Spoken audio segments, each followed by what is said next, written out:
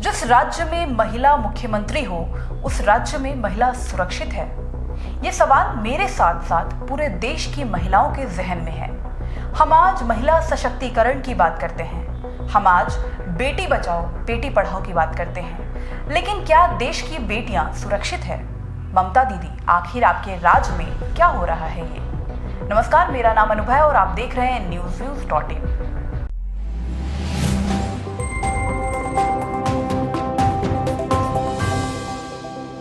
8 अगस्त 2024, वो काली रात जिसने पूरे देश को झकझोर कर रख दिया।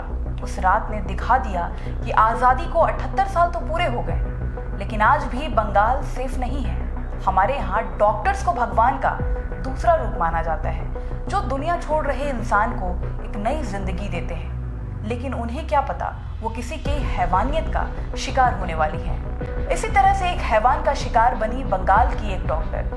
गलती उनकी महज इतनी सी थी कि वो एक लड़की है, वो एक महिला थी, जिसको कमजोर समझ के दरिंदगी से मार दिया जाता है और पुलिस प्रशासन से लेकर सरकार तक तमाशा देखने में मशरूफ रहती है।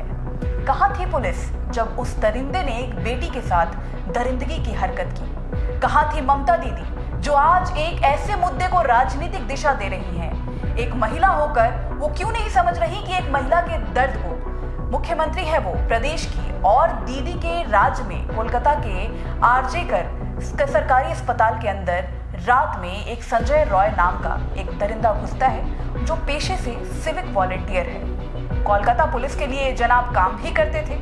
उस दरिंदे की इतनी हिम्मत कि वो हॉस्पिटल की तीसरी मंजिल पर पहुंचता है और रात को सेमिनार हॉल में जूनियर डॉक्टर का रेप कर उसे मार देता है। आमतौर पर किसी भी घटना के बाद उस इलाके को सील कर दिया जाता है, लेकिन जो तस्वीरें मीडिया में सामने आई उसमें दिख रहा है कि सेमिनार के अंदर प्लास्टिक की लाल कुर्सियां हैं, लकड़ी की कुर्सियां दिख रही हैं, कुछ गद्दे हैं, बेंच है, कुछ मशीन भी रखी हुई है। लेकिन हैरत की बात यह है कि इतना बड़ा कांड होने के बाद भी सेमिनार हॉल तक मीडिया का कैमरा कैसे पहुंचा? इसका मतलब यह है कि उस जगह को सील बिल्कुल भी नहीं किया गया था। मतलब एक इतनी इंपॉर्टेंट जगह जहां पर तमाम सबूत होंगे, फिंगरप्रिंट्स होंगे और भी कई सारी चीजें होंगी, कोलकाता पुलिस ने उसको सील नहीं किया। कोई भी वहां पहुंच जाए, इतना ही नहीं, वहां के डॉक्टर्स ने यह इल्जाम भी लगाया कि इस फ्लोर पर, इस सेमिनार हॉल के बराबर में कुछ अस्पताल के डिपार्टमेंट के लोगों ने तोड़फोड़ और कंस्ट्रक्शन का काम भी शुरू कर रखा है।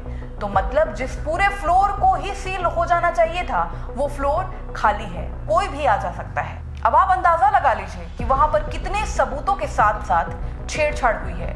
यही हमने आरुषि केस में भी देखा था और बहुत सारे केसेस में ऐसा देखने को मिला, क्योंकि शुरुआत में सारे सबूत लुट गए और ये कोलकाता पुलिस की नाकामी ही है। आज ये केस सीबीआई के पास है और केस में अलग अलग एंगल निकलकर सामने आ रहा है। एक रिपोर्ट के मुताबिक ये रेप नहीं बल्कि गैंग रेप है और आज पूरे देश में डॉक्टर हड़ताल पर है। कोलकाता समेत पूरे देश में प्रदर्शन हो रहा है और ममता दीदी से इस्तीफा की मांग हो रही है। प्रधानमंत्री नरेंद्र मोदी इस केस को लेकर कहते हैं, आजादी के दिन राक्षसों को बख्शा नहीं जाएगा, और उम्मीद प्रधानमंत्री नरेंद्र मोदी से ही है। महिलाओं के विरुद्ध अपराधों की जल्द से जल्द जांच हो, राक्षसी कृत्य करने वालों को जल्द से जल्द कड़ी सजा हो, वो समाज में विश्वास पैदा करने के लिए जरूरी है। केस की गुत्थी को जल्द सुलझाने को कहा है पीएम नरेंद्र मोदी ने और इस केस को सीबीआई के हाथ में सौंप दिया गया है। आपको क्या लगता है, ऐसे दरिंदों के साथ कैसी हरकत करनी चाहिए और क्या सजा मिलनी चाहिए? इनको कमेंट सेक्शन में जरूर बताएं और साथ ही चैनल को लाइक, शेयर और सब्सक्राइब करना बिल्कुल ना भूलें।